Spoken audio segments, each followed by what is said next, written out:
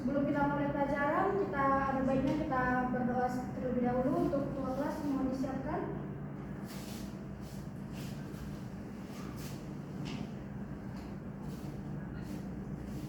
Sebelum kita memulai pembelajaran kita, mari kita berdoa sesuai dengan agama kita masing-masing. Berdoa mulai. Berdoa selesai. Baik, terima kasih. Sebelumnya ibu mau tanya, ada yang nggak hadir nggak hari ini? Coba dicek teman-temannya, ada yang nggak hadir nggak? Ada Bu. Siapa itu yang nggak hadir teman-temannya? Rizky.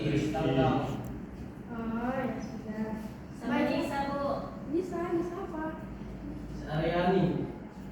Baik, kita mulai saja ya pelajarannya. Hari ini kita masuk ke materi kita tentang bauran pemasaran pada perusahaan jasa. Hari ini materi yang akan kita pelajari itu mengenai bauran pemasaran pada perusahaan jasa. Sebelumnya anak-anak ibu udah tahu nggak bauran pemasaran itu apa? Belum tahu ya. Jadi di sini tuh bauran pemasaran itu merupakan seperangkat alat yang digunakan untuk menentukan tingkat keberhasilan pada pemasaran suatu perusahaan dan ditujukan untuk mendapatkan respon pasar yang diinginkan. Selanjutnya itu ada unsur-unsur pada bauran pemasaran. Pada umumnya terdapat empat, yaitu yang pertama produk, harga, tempat, dan juga promosi. Produk itu merupakan kombinasi dari barang dan jasa yang dimana itu yang dihasilkan oleh perusahaan untuk ditawarkan kepada kita sebagai pasar atau sebagai para konsumen. Selanjutnya itu ada harga. Harga yang dimaksud itu sejumlah uang yang kita keluarkan sebagai seorang konsumen kepada produsen untuk mendapatkan suatu produk. Yang ketiga ada tempat atau place. Distribusi adalah kegiatan yang dilakukan oleh perusahaan agar produk dapat diperoleh dan tersedia bagi konsumen. Tingkatan terakhir itu ada promosi. Ini merupakan suatu kegiatan yang dimana kita dilakukan oleh perusahaan untuk mengkomunikasikan manfaat dari produknya dan untuk meyakinkan konsumen sasaran untuk membeli produknya. Berbeda dengan bauran pemasaran jasa, yang tadi itu ada bauran pemasaran produk. Ini bauran pemasaran jasanya ini dikembangkan menjadi segi 4P selanjutnya yang dikenal dalam istilah bauran pemasaran jasa sebagai 7P. Dalam bauran pemasaran jasa ini memiliki beberapa alat pemasaran tambahan seperti orang, people, fasilitas fisik atau physical evidence, dan proses sehingga dikenal dengan 7P. Baik, kita akan masuk kepada 7P-nya itu. Yang pertama itu produk. Produk itu merupakan segala sesuatu yang ditawarkan pada pasar untuk memenuhi kebutuhan atau keinginan yang bersifat fisik sehingga kita dapat melihatnya, merabahnya, dan juga memegang serta perlakuan lainnya. Untuk produk jasa itu, jasa yang dimaksud itu setiap tindakan atau kegiatan yang ditawarkan oleh suatu pihak kepada pihak lain untuk mendapatkan manfaatnya. Itu seperti bengkel, reparasi, salon kecantikan, hotel, dan lain-lainnya. Anak-anak ibu tahu nggak jasa itu seperti apa lagi yang lainnya? Ayo yang tahu siapa? Bentuk-bentuk jasa? Bengkel, Bu. Ya. Selain itu, jadi anak-anak ibu udah tahu lah ya jasa itu seperti apa contohnya. Selanjutnya kita masuk ke harga. Harga itu seperti suatu sistem manajemen perusahaan yang akan menentukan harga dasar yang tepat bagi produk atau jasa. Ada beberapa indikator dalam menetapkan harga. Yang pertama ada keterjangkauan harga. Ini sebagai kemampuan kita sebagai konsumen dalam menjangkau harga produk yang ditetapkan oleh suatu perusahaan. Yang kedua ada harga sesuai dengan kualitas produk. Dimana kan kita sebagai konsumen itu cenderung untuk memilih kualitasnya yang lebih tinggi daripada harga yang ditawarkan oleh perusahaan. Selanjutnya ada daya saing harga. Kita yang sebagai kaum menang-mending ini kan pasti memiliki daya saing itu yang melihat kualitasnya. Jadi ini merupakan keputusan kita sebagai konsumen untuk membeli suatu produk apabila manfaat yang kita rasakan sesuai dengan apa yang kita keluarkan untuk mendapatkan produk tersebut. Selanjutnya itu ada tempat atau place. Ada yang tahu tempat atau place itu apa? Saya, Bu. Apa itu coba? Tempat itu untuk memasarkan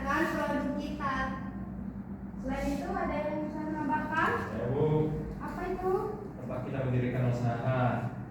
Ya, ada yang lain? Ada yang lain? Tidak, Bu. Oke. Jadi tempat yang dimaksud di 7P itu adalah kegiatan untuk memilih dan memperoleh saluran perdagangan yang dilakukan oleh perusahaan agar produknya dapat tersedia bagi kita sebagai konsumen. Di sini ada faktor-faktor dalam menentukan lokasi atau tempat dalam berusaha. Ayo, siapa yang bisa? Faktor yang menentukan lokasi dan tempat itu yang pertama lokasi yang menjadi jangkau, Bu. Yang kedua ketersediaan lahan parkir, kemudian ada tempat yang cukup, Bu. Kemudian lingkungan sekitar yang nyaman. Udah, Bu. Baik, ada yang mau nambahin? Ada yang mau nambahin tidak? Tidak, Bu. Oke, bagusnya Cindy. Memang seperti itu, faktor-faktornya itu kita harus memudahkan lokasi untuk dijangkau. Gimana kalau konsumen akan mencari tempat kita? Kalau kita nggak mudah dijangkau kayak nggak masuk maps, kan dia akan menyusahkan konsumen. Jadi kita harus menyediakan lokasi yang mudah dijangkau. Baru ketersediaan lahan parkir. Kan pada saat ini banyak yang tidak ada tempat parkirnya, jadi menyusahkan kita sebagai konsumen. Jadi ada kayak pungutan liar juga kalau di tukang parkir. Selanjutnya ada tempat yang cukup. Nah, kita sebagai konsumen kan suka yang tempatnya itu enak, nyaman, dan sesuai lah dengan apa kita kriteria kita. Selanjutnya ada promosi.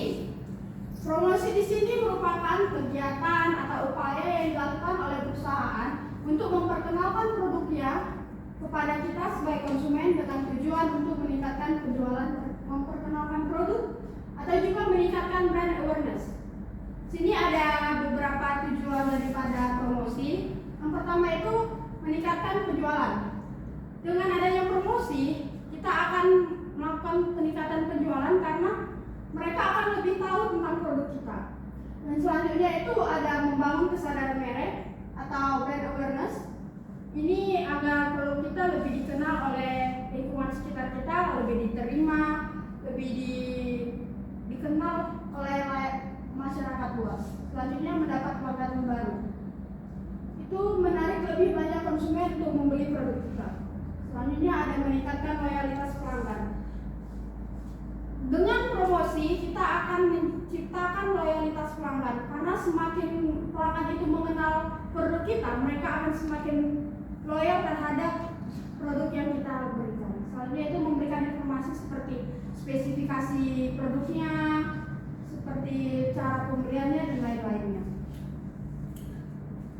Selanjutnya ada jenis-jenis promosi. Kita bisa melakukan promosi penjualan atau sales promotion. Ini di mana promosi dilakukan dengan meningkatkan penjualan dan harga dalam waktu singkat seperti memberi potongan harga. Contohnya itu kita membeli suatu baju, di situ kita akan diberi potongan harga 20%. Itu untuk pembelian tertentu saja. Selanjutnya ada iklan atau advertising. Ini menggunakan media seperti yang kita sebagai anak-anak Gen Z di mana-mana kan memakai sosial media seperti Instagram, Facebook dan lain-lainnya. Di situ kita akan mendapatkan iklan-iklan tentang produk kita. Selanjutnya ada promosi publisitas. Di sini menggunakan ekspor merek melalui media tanpa biaya langsung. Itu kayak artikel-artikel yang di makalah, tahu kan Kak? Tahu, Bu. Ya. Yang terakhir itu kita melakukan promosi hubungan masyarakat dengan membangun hubungan kita yang baik pada masyarakat. Contohnya itu kayak ada acara-acara sosial gitu, kita akan berhubungan dengan perusahaan secara langsung.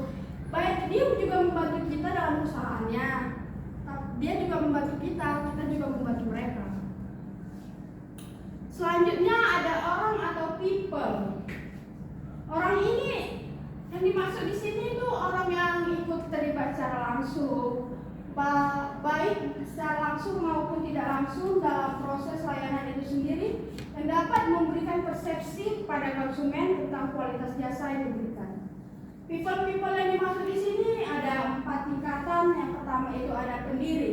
Itu pendiri sebagai kita yang mendirikan atau badan yang mencetuskan dari sesuatu yang tidak ada menjadi ada. Selanjutnya karyawan itu seperti pekerja lah yang menggunakan tenaga dan kemampuannya itu untuk orang lain. Mana dia Kalau kita bekerja kan kita akan mendapatkan balasan berupa gaji atau bentuk fisik lainnya kan. Selanjutnya ada budaya. Budaya itu seperti kebiasaan kita. Kalau misalnya kebiasaan kita membeli barang ini, kita akan selalu menggunakan itu kan. Itulah yang dimaksud dengan budaya. Selanjutnya ada pelayanan pelanggan. Itu merupakan keseluruhan dukungan, pengorbanan, serta servis yang diterima oleh konsumen yang biasa membeli dari pra-pembelian, ketika pembelian, dan juga pasca pembelian. Proses di sini merupakan proses aktual mekanisme yang dimana itu semua aliran aktivitas yang kita lakukan sebagai konsumen, sebagai produsen untuk menyampaikan jasa, mulai dari konsumen memesan atau order sehingga akhirnya mereka mendapatkan apa yang mereka inginkan. Siapa yang bisa memberikan contoh proses? Siapa yang bisa memberikan contoh dari proses? Ayo, pada yoga.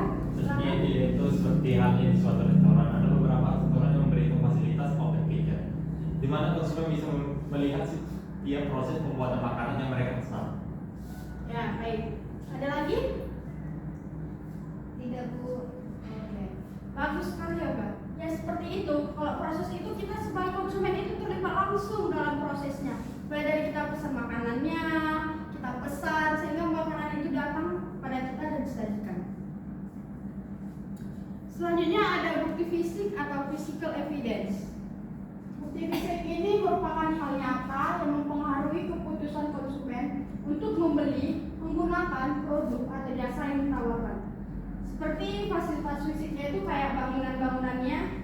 Kan kalau bangunannya enak gitu kan, kayak bagus bangunannya, pasti kita sebagai konsumen lebih tertarik untuk ke tempat itu, atau daripada yang bangunannya itu kayak yang roboh. Kita sebagai konsumen tertarik nggak kalau ke situ? Tidak, Bu. Tidak, Bu. Makanya bangunan itu merupakan salah satu yang paling penting di dalam menyampaikan jasa. Selanjutnya ada peralatan dan perlengkapan. Itu merupakan barang-barang yang digunakan dalam penyampaian layanan. Misalnya itu peralatan medis di rumah sakit, kayak stetoskop, kayak infus dan lain-lainnya. Selanjutnya ada seragam karyawan atau staf. Ini merupakan pelampiasan fisik yang mencerminkan citra kita sebagai perusahaan agar meningkatkan kepercayaan pelanggan bahwa kita itu loyal terhadap produknya. Baik, sekian materi dari Ibu. Ada yang mau bertanya?